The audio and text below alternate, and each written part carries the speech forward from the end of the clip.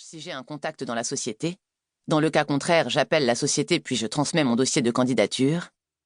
C. Je postule au maximum d'annonces pour avoir le maximum de réussite. Question numéro 3. Qui peut t'aider dans ta recherche d'emploi? A. Mes anciens collègues de formation ou de travail et des RH. B. Tout le monde, de mon coiffeur à ma grand-mère. C. Mon cercle familial. Question numéro 4. Comment utilises-tu ton réseau dans la recherche d'emploi? A. J'indique à mes proches que je recherche un emploi et leur transmets mon CV. B. Je parle à mes proches de mes envies professionnelles et je leur demande une mise en relation avec une personne de mon secteur d'activité. C. Je n'ai pas de réseau ou il ne peut pas m'aider. Question numéro 5. Comment te prépares-tu à un entretien d'embauche? A. Je me renseigne sur la société et sur le poste. B. Je me renseigne sur la personne que je vais rencontrer et je prépare des questions précises en lien avec le poste. C. Je n'ai pas besoin de préparation puisque je connais mon métier et mes compétences. Question numéro 6. Lors d'un entretien d'embauche, quelle est ta stratégie prioritaire? A.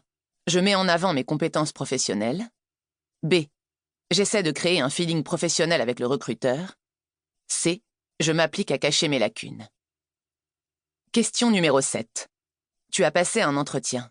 Quelle est la suite? A. Je relance une semaine après afin d'avoir un retour. B. J'envoie un mail de remerciement. C. J'attends une réponse. Question numéro 8. On te propose de faire un essai. Quel est ton point de vue? A. Oui, si cela débouche sur un emploi. B. Parfait. C'est l'occasion de démontrer mes compétences et d'augmenter mon réseau. C. Je refuse. J'ai les compétences pour avoir directement un emploi rémunéré. Question numéro 9. À la suite d'un entretien, tu as une réponse négative. Que fais-tu? A. Je réponds aux mails en leur demandant de conserver mon dossier pour un futur poste. B. Je leur demande comment m'améliorer et des pistes pour la suite de la recherche. C. Je classe le mail. Question numéro 10. Comment organises-tu ta semaine lors de ta recherche d'emploi? A. Une fois par semaine, je réalise l'ensemble de ma recherche d'emploi en étant concentré à 100% sur cette mission. B. Chaque matin, j'effectue quelques recherches ciblées. C. Je réponds aux annonces selon mes disponibilités. Analyse des résultats. Additionne le nombre de A, B et C. Tu as une majorité de A. Bravo, tu es à l'aise dans ta recherche d'emploi, mais sûrement comme une majorité de candidats. Tu utilises ce que j'appelle la méthode traditionnelle, la plus répandue. Celle-ci ne te permet pas de te démarquer de la concurrence. Elle te sera principalement utile si tu as un parcours professionnel stable, linéaire, avec les diplômes adéquats. Pour gagner en efficacité, je te conseille de prendre connaissance des informations contenues dans ce livre. Tu as une majorité de B. Félicitations. Tu as compris, en plus de la méthode traditionnelle, que tu n'es pas seul sur le marché de l'emploi et qu'il est important de te démarquer. Ainsi, tu es prêt à avancer par étapes, à faire des rencontres avant d'arriver à l'emploi. Avec quelques conseils supplémentaires, cette méthode te rapprochera de l'emploi, quelles que soient tes compétences, ton âge, tes diplômes et tes lacunes.